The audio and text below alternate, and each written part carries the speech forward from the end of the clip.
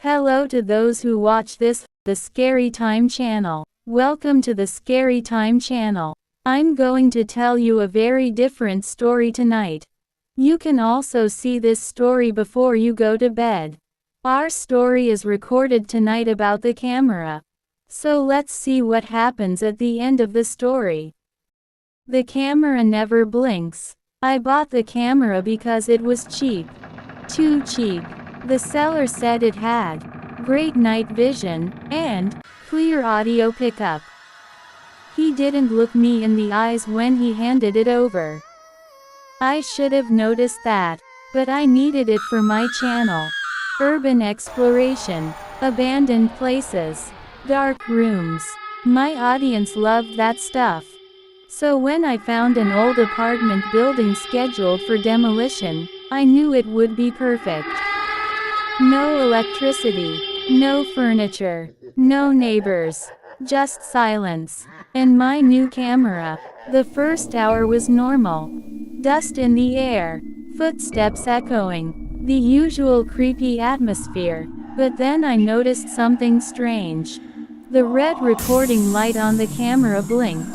I hadn't pressed record. I checked the screen. It was already filming. Battery at 100%. Timestamp running. I frowned and kept going.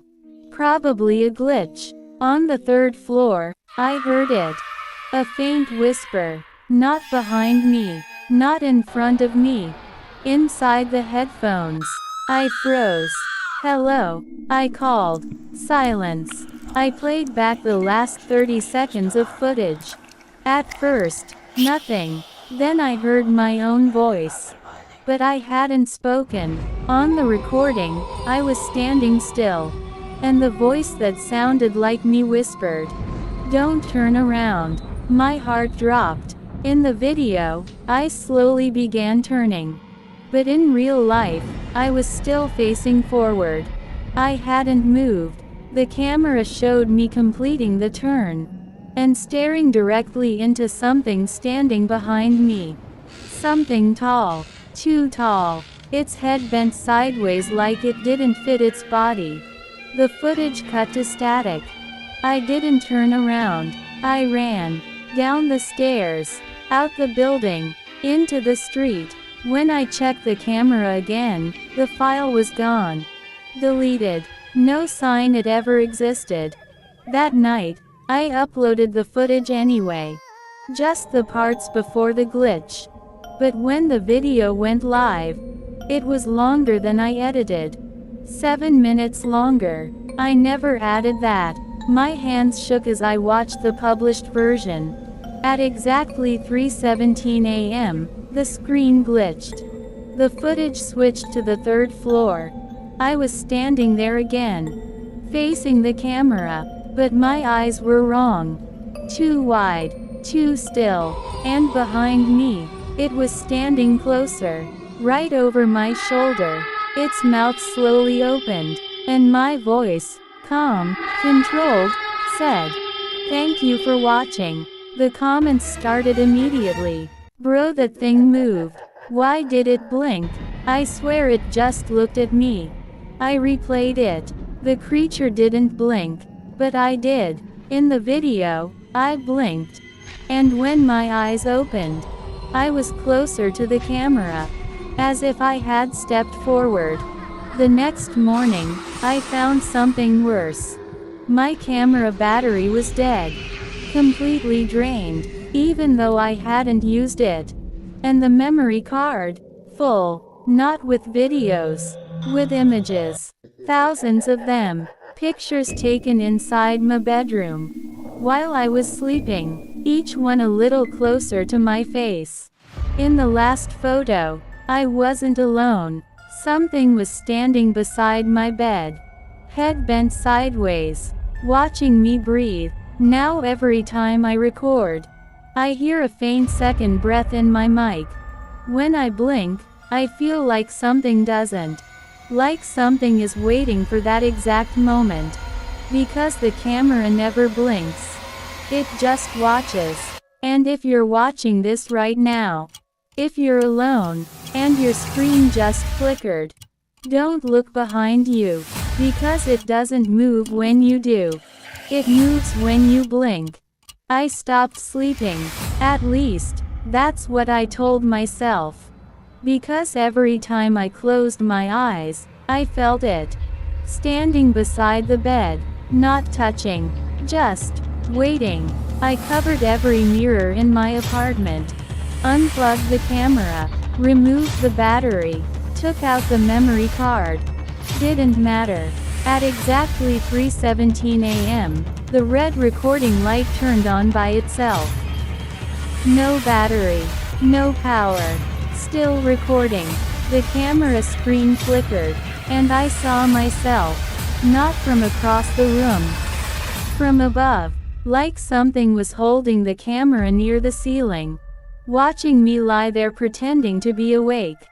Then the angle slowly lowered. Closer, closer, until it was inches from my face. On the screen, my eyes were closed. But in real life, they were open. I threw the camera against the wall. It shattered. Pieces everywhere. The red light stayed on. Still blinking. Still recording. A whisper came from the broken speaker. Not through my headphones. From inside the device itself. You blinked. My lights went out. Complete darkness. And in that silence, I heard a second blink. Not mine. The next morning, everything was normal. Sunlight, traffic outside, phone notifications. The camera pieces were gone. Like they'd never existed. But my channel had uploaded again. A new video. Title: He Finally Slept. Length: 3:17. I never touched the camera. I pressed play. It was my bedroom. Last night, I was lying in bed, eyes open, trying not to blink, and then, at exactly 3:17 a.m., my eyes slowly closed, just for a second, and when they opened, I wasn't alone anymore. Something was standing between me and the camera, facing me, back turned to the lens. Its head bent sideways, and then, it straightened, slowly, as if it had finally fit. In the final seconds of the video, I sat up in bed.